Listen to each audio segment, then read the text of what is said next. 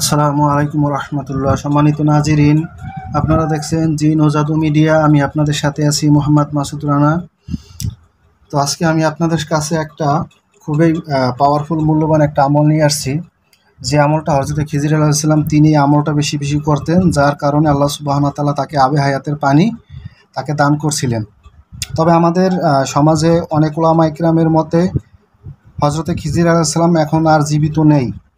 আবার অনেক উলামা ইকরামের মতে হযরত খিজির আলাইহিস সালাম এখনও জীবিত আছে। সঠিক জ্ঞান আল্লাহ সুবহানাহু ওয়া তাআলার কাছে আছে। আল্লাহ সুবহানাহু ওয়া তাআলাই জানে তিনি এখনও জীবিত আছেন না কি মারা গেছেন।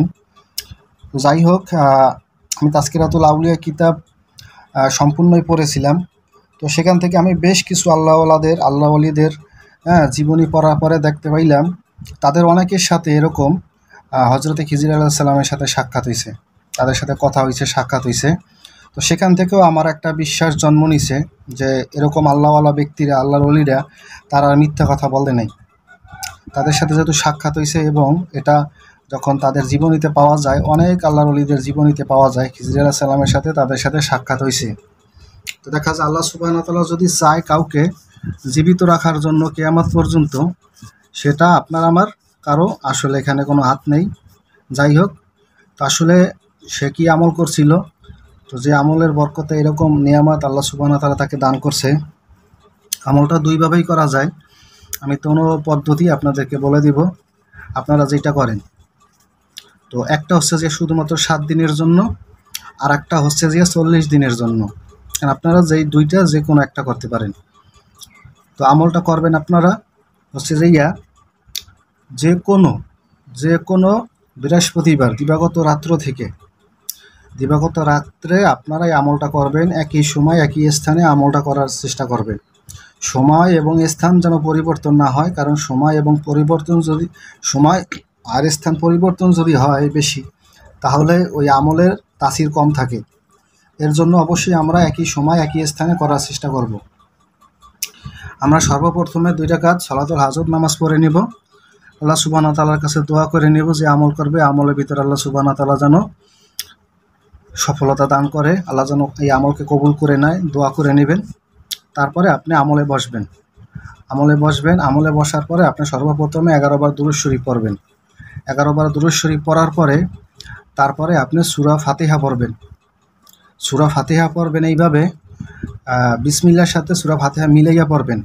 বিসমিল্লাহির রহমানির রহিম, আলহামদুলিল্লাহি রাব্বিল আলামিন, এইভাবে মিলাইয়া পড়বেন। তারপরে 333 বার পড়বেন আপনার এই ইসমে আজমটা, ইয়া হাইয়ু হিনা লা হাইয়া বিদাই মামাতি মুলকি ওয়া বাকাহি ইয়া হাইয়ু। এই যে ইসমে আজমটা দিয়ে দিছি আমি, ডিসপ্লেতে দিয়ে দিছি, এইটা আপনারা দেখে নেন, বাংলা আরবি দুটোটাই।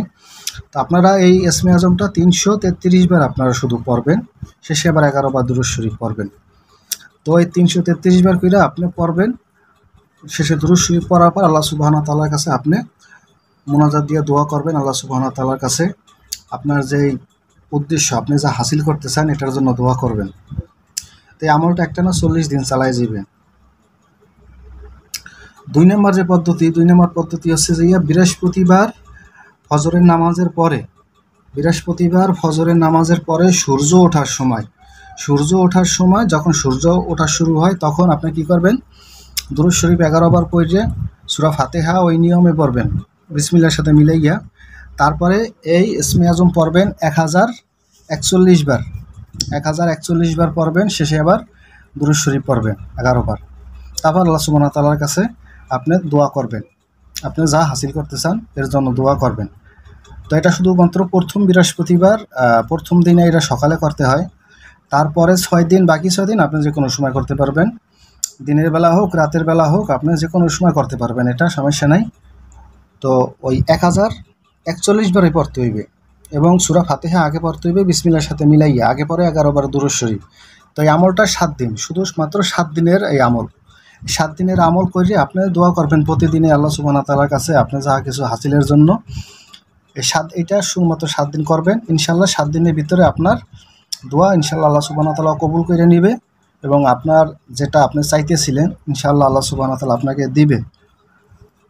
তো যাই হোক, আপনারা আশা করি আমলটা বুঝতে পারছেন। সকলে ভালো থাকেন, সবার জন্য দোয়া করি। আসসালামু আলাইকুম রহমতুল্লাহ।